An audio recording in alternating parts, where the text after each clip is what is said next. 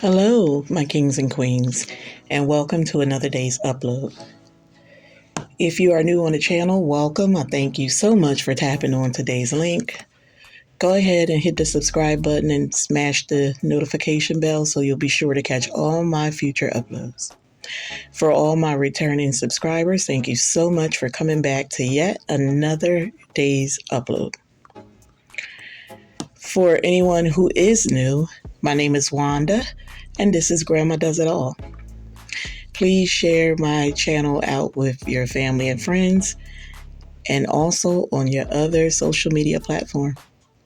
Now let's go ahead and get into today's content. So guys, there was a time when he first received his work authorization. I told you guys about another job that he had, but he also took a job for where he was working with the blind. These individuals did piecework, and they had to have staff who were sighted so that they can assist them with getting their piecework done. These individuals were all blind at this location, and even some of the staff were blind. And their jobs was to, like I said, assist them where needed. So where they were making different parts for like soda machines and stuff like that, and any of the workers that had sight would have to stand behind the blind individual and assist them with passing them the parts so that they can get their job done. It was a very interesting job. I was able to go over and actually see him a few times because I was outside waiting to pick him up from work, and I was invited in by his supervisor. So I was able to see it, and I thought it was very, very interesting. Even individuals that were not without sight still pushed through and did this particular type of piecework. There was facilities that I went into in the past, being a case manager and working with individuals with developmental delay, and I saw them do different types of piecework, but this one was the most in-depth that I've ever seen. So he used to say that he enjoyed working there, and I know that he fostered a relationship with some of the blind individuals that worked there. He also kept sharing with me that there was a Korean couple. Well, they weren't a couple, quote unquote, I'm doing the air quotes, guys. They were work husband and work wife, and we all know what that looks like, right? So he kept insisting that he would catch them around different areas of the job where they were trying to be discreet, but he just kept seeing things that he wasn't supposed to see. So he said that the man kept approaching him like, "What did you see? What did you see?"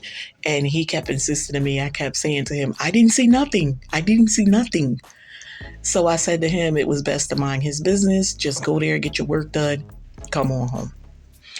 And I noticed that I was telling him that a bit much because he would tell me stories about some of his friends and some things he think they were doing behind their wives' back. And I told him, mind your business. You know what I mean? Cut the hair, do whatever you got to do, and leave that to them. You don't want to get in the midst of people's business like that. You don't want to be known to be a troublemaker, and you're new here. You know, people will label you like that. So anyway, he said that this particular incident with the Korean individuals happened like at least 4 times, and that one day they just came to him and told him they no longer needed his services, right? So he was, here we go, air quotes again, fired from the job. So then he went on and he found another job. And I think I told you guys, my mother helped him get a job where she was. Now, what he was doing over there was he was doing cleaning, like janitorial of a college, and he was working there twilight shifts. So he would go in at about 4 p.m. and he would come out 1 a.m. And over there again, he started telling me that the supervisors, there were 2 supervisors. There was a male supervisor and a female supervisor. Now, these individuals were Hispanic. And these individuals fostered a relationship with my mother like no other. They absolutely loved her, as did all the other workers in all different entities of that college. They absolutely loved my mother. So they really hired him the day he showed up to fill out the application. They put him to work that night because of my mother and their relationship. So when he got there, he was, doing his job, doing his janitorial duties, and he knew his buildings and stuff like that. I used to drop him off in the evenings and come back and get him at night. Here we go again. He's saying that this Spanish couple now, this male and female supervisor, he was suspicious that they were sleeping together. And I asked him, why do you keep saying that? Because he said that to me on a number of occasions. And he said it's because every time he keeps seeing them come out of like different conference rooms and they're like fixing their clothes and stuff like that. And I'm like, either they're really sloppy or they just not doing this. Like he's making it up. That's what I was thinking in my head.